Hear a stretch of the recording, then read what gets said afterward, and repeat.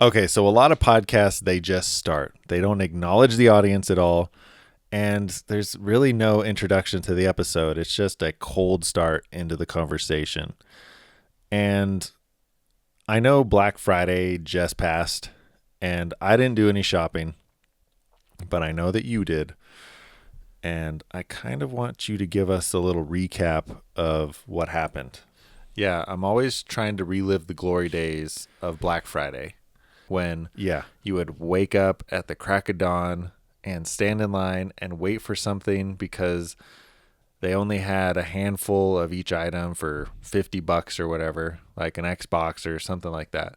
Yeah. And you would just, there was just a lot of excitement because you're like, oh, I want to get that thing. And the prices were just slashed so much. But yeah, it wasn't the same as Black Friday's past. Yeah, there's a lot of blame on maybe Amazon or just there not being that great of deals to begin with. And I kind of agree with that because not that I did a lot of searching, but I feel like I didn't see any deals worth standing in line for. So it's just that's just the nature of it now. I feel like deals just happen year round. And so Black Friday is just like another day. This year, there were a couple things that I was trying to get, and one of them was Pokemon cards. They had some sets that were out of print, and they had them for 50% off. And as you could imagine, a lot of people wanted to get these. And I wasn't really thinking anything of it. I was just going to go and see what happened. And if I couldn't get the cards, then I was just going to do my normal shopping because I needed a few things, like grocery shopping. And I got there. Oh yeah, so this was earlier in the week. This wasn't on Black Friday. This was during the week. And I got there and there was nobody in line. It was kind of snowing. And I was just like, I'll just wait until in my car until it's closer to the time. And time came, went in, there was a group of people. Started seeing people leave their cars and get into the store. They made us wait inside until 7:00. Then we were able to go. And everyone rushed to the back to the toys where Pokemon cards normally are. And unsuccessful. There was nothing there. Everyone was kind of disappointed. So I just shrugged it off, went and did my shopping, got my distilled water and some other things. And as I was walking out the store, I saw someone following an employee. And they went to the customer service section, and I was like, oh, I guess they must have some cards, and they probably have them in the back. And they did. So the guy said, I understand all of you probably want one of each. And so there were 4 types of Pokemon boxes. And he was like, I understand you probably each want one of them. And he's like, that's not possible because we only have 6 of each kind. And there was about 10 people there. And it was so funny because I was just writing it off again. I'm like, probably not going to get any. And so the employee was like, so what do you guys suggest we do? And the guy in the front of the line was very respectful and a very good example of the Pokemon hobby community. And he said, we should just each get a pick one and then get back in line and then buy another one. And I was like, yes, I'm going to have a chance to at least get one. And so, yeah, I was able to pick the one I wanted, and I got 3 out of the 4. So it was pretty successful. I did see some crazy stuff, but most of it was pretty peaceful. I saw some videos of people beating each other up, and some people were even taking the entire display and putting it in their shopping cart, not letting anybody else get any. And I am so grateful that that didn't happen here. Probably because we live in Utah, and that might have a factor to it, but it's just, it was a lot more peaceful here than I remember it being when I was in California. So props to people in Utah for being respectful. And I understand you were trying to get some Taylor Swift stuff as well. Yeah, so my wife wanted to get the Taylor Swift Eras Tour book and the vinyl that was exclusive to Target. And as you can imagine, Swifties are a different breed, and the line was pretty big. And I was there kind of early. Doors opened at 6. I think I was there at like 5:30, maybe. And yeah, there was maybe about 150 people there in total. I was around the 100-person mark. And I was like, maybe I'll get something, maybe I won't. But the main goal was to get 2 books and then 1 vinyl. And as we were moving in the line, there was 2 lines. One was just for people wanting to do Black Friday shopping, which had maybe 10 people in it. Then the Taylor Swift line was way, way bigger. And we were moving in, and it was 20 degrees outside, just to paint the picture and how much I actually had to endure to get these. And we got in, and they were putting everyone's name down and tallying off what they wanted. And some people were saying, I want 2 books, I want a vinyl, 2 vinyls, like the CD, 4 books. So all different types of numbers. And they were limiting 4 items per person. And I got up there, 2 people in front of me. This lady was like, I want 1 book and 1 vinyl. And the Target employee said, that's the last vinyl. And I was like, oh man, I waited this whole time and no success. I was able to get 2 books, but the vinyls, they were gone at that point. Waited in line, and it was kind of funny because there was another guy who was waiting in the line for the Taylor Swift, but he didn't realize it. And he got to the front when they were announcing that all the things were gone, and he threw a fit. He was like dropping bombs and just like, I can't believe this. I was waiting an effing line for effing Taylor Swift. This is the stupidest effing stuff I've ever seen. It was pretty funny. He was blowing a gasket for no reason. But it was 20 degrees outside, so I kind of get it. And anyway, so we got to the front of the line, and I looked at the cage where they had the books and the vinyls and the CDs, and there were 3 more vinyls still in the cage. They had said that they were all gone, but I saw that there were 3. So I got up there and I said, do you guys have any more vinyls? Of course I knew. I saw them. And the lady was like, no, like they're all gone. And I was like, are you sure? Because I only want 1. And she looked back at the list and saw that nobody else in the list was wanting a vinyl. And she just, how do I say this? She was very, she was unenthusiastic when she gave it to me. So she was just like, here you go. But I was excited. I was able to get the 2 books, got the vinyl. It was a successful trip, and Mariah was happy. So it was a good one. Good Black Friday. It never hurts to ask. And you're going to Taylor Swift this week, right? Yeah, going to Taylor Swift this week. This is my outfit. I don't know if this is my shirt, but this is definitely my jacket. But I'm excited. Nice. Very sparkly. Very shimmery.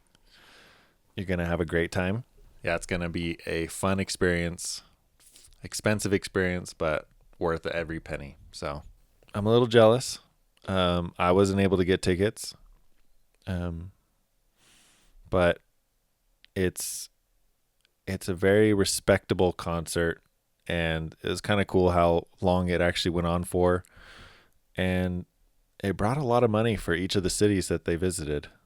And so it's kind of an awesome just phenomenon.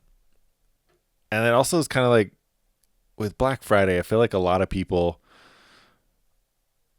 didn't want to buy physical things anymore. Like people are kind of over that. And I've noticed that people have just been spending a lot more money on experiences. And the Taylor Swift concert is definitely an experience. And it shows that there's an interest for it. And people are spending money to do that.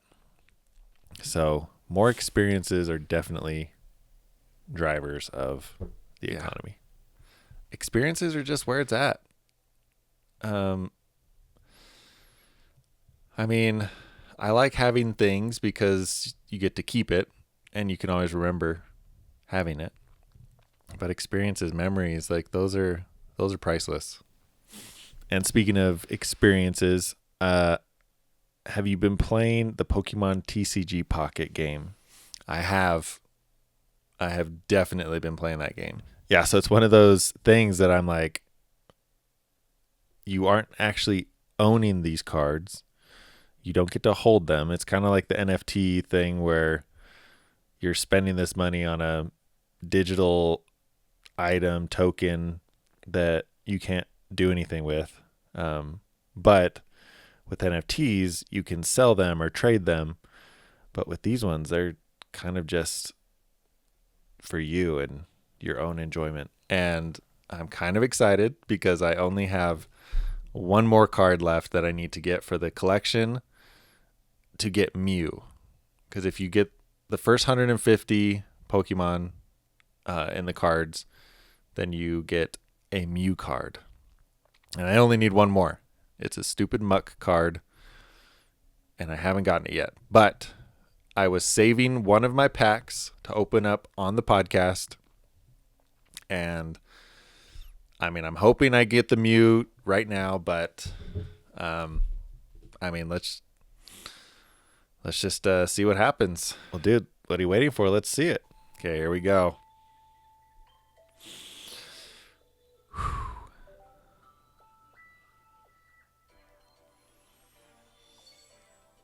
All right. So, I mean, I sometimes do the pick just for fun, even though they've said it's predetermined. Still fun, though. Doesn't look like anything. Grimer. Not Muck, though.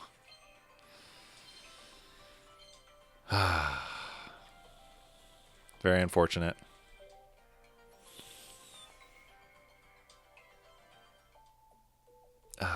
That's okay, though. Let's just see if anybody has a wonder pick real quick.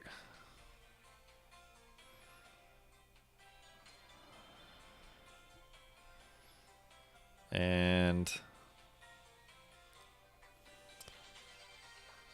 nothing. Okay. Yeah, maybe tomorrow. I mean, you get to open a pack every 12 hours, so you'll have good luck in the morning. I did, however, bring a couple packs of cards that I want to open. Let me get this set up so I can do that. All right, let's crack those ones open too then. That didn't even do anything. Whatever.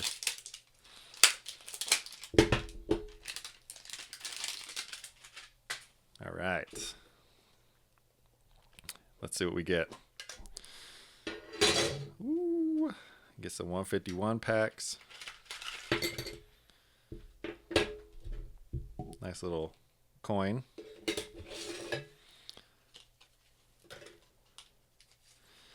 Two packs.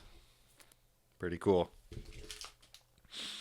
All right, let's open this one. Let's see what we get.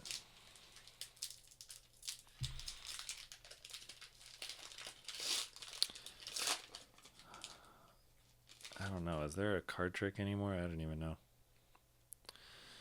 All right, let's just go through it. Bulbasaur, Slowpoke, Growlithe, Leftovers, Persian, Muck. I need that in the game. That's the card I need. Haunter, pretty cool. Doduo and Electrode. Is that it? Cool. I don't know if you guys do this. All right, the last pack. Let's get something good.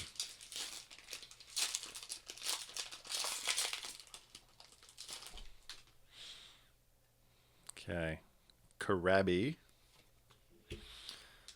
Sandshrew. Seal. Doduo. Primeape. Fearow. Onyx. Farfetch'd. Meowth. And Dodrio. Nothing cool, but that was still cool. Love Pokemon cards. Pretty fun. Well, thank you for letting us be a part of this opening experience. That was a lot of fun. And I was going to say... Ooh. All right. Thank you. I was going to say that we still get a ton of comments from the Yakko's World video. A lot of them are the same. A lot of them are about you forgetting St. Vincent and the Grenadines, which you have mentioned before, that it was a complete accident. You didn't intentionally miss it. There's some other ones about conflicts in the world that haven't been resolved yet, and maybe you should do a sequel to this. Well, anyway, let me get to the comment. So this comment is saying, was it easy to sing? Because I mean, me personally, I feel like it looked pretty effortless. It was easy. It was easy and it wasn't easy. Like the actual singing part was really fun. I do like singing. But putting it all together was kind of a pain. And I know the comments, we get lots of negative comments about the flow not being there. And I get it. And I tried my best to get there to be a good flow. And I don't like having the little break sections doing a few filler countries, but I really didn't have another option. Like that was kind of the only thing that really worked, was putting those countries in between the singing parts, so that I could fit them all in, because there's a lot more countries or nations, whatever you want to call it, now than there were back when it originally came out, the song. So I would like to change that in the next iteration, have all of the little breaks be an actual verse. So we'll see if that works out perfectly, but I do want to redo it. So that is something that is definitely on my radar. But I appreciate the fandom and everybody supporting the video and watching it, commenting. It's really cool. And I think you should definitely do the new one next year. Maybe there will be some changes, but definitely you can add St. Vincent and the Grenadines somewhere. Probably will You'll have to do the music again, but yeah. Okay, so the Oxford University just released their word of the year for 2024, and the word is brain rot. And for those of you who are not chronically online, you don't probably know what brain rot means. Let me just give you the definition. So, brain rot, a supposed deterioration of a person's mental or intellectual state, especially viewed as a result of consumption of material. Now, particularly online content, considered to be trivial or unchallenging. Also, something uncharacterized as likely to lead to such deterioration. So, a lot of content on social media, especially TikTok and Instagram, Reels, and some YouTube, a lot of YouTube, is considered brain rot because it's just pointless, just content. Yep. Mindless doom scrolling. I don't even know if you could call it entertainment because some of it really isn't. It's just pointless time wasting. And